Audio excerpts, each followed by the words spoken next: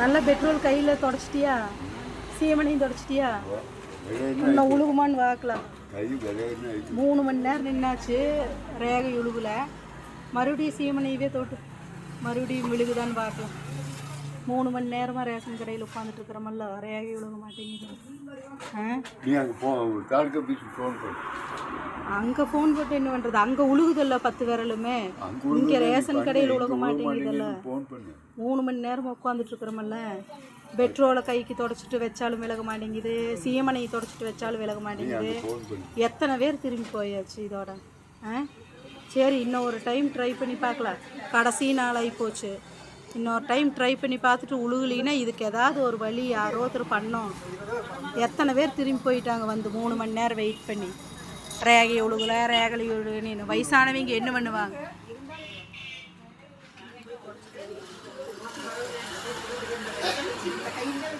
மூணு மணி நேரமாக உட்காந்துட்டு இருக்குது, உலக மாட்டேங்குது, ரேகை உலக மாட்டேங்குது. போய் அப்டேட் பண்ணிட்டு வந்தது தான், ஒரு வாரம் தான் ஆச்சு அப்டேட் பண்ணிட்டு வந்து. அங்கே 10 விரலும் உழுகுது, இங்கே வந்தால் ரேஷன் கடையில் உலக மாட்டேங்குது. வேறு இவருக்கு என்ன பண்ணுறது? எப்படி ரேஷன் வாங்குறது? இந்த சிஸ்டம் வச்சு எத்தனை பிரச்சனை.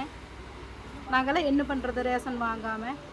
இப்போ சீமனுக்குள்ளார கை விட்டுட்டு உட்காந்துட்ருக்கிறாரு. பெட்ரோல் நான் என் வண்டியிலேருந்து நிறைய எடுத்து கைக்கு ஊற்றிட்டு வச்சு பார்த்தா உழுகலை. இப்போ வயசானவங்கெல்லாம் நிறைய பேர் திரும்பி போகிறாங்க. என்ன பண்ணுறது நாங்கள்லாம்?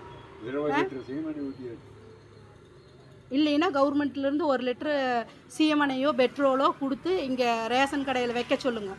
வைக்க சொல்லி எல்லோரும் கையூட்டு வைக்கிறோம். வச்சாவது உழுகுதான்னு பார்க்கலாம். இது மாதம் எங்களுக்கு பெரிய பிரச்சனை. இதை யாராச்சும் ஒருத்தராவது கண்டுக்கிட்டு இதை ஏதாவது ஒரு வழி பண்ணுங்கள்.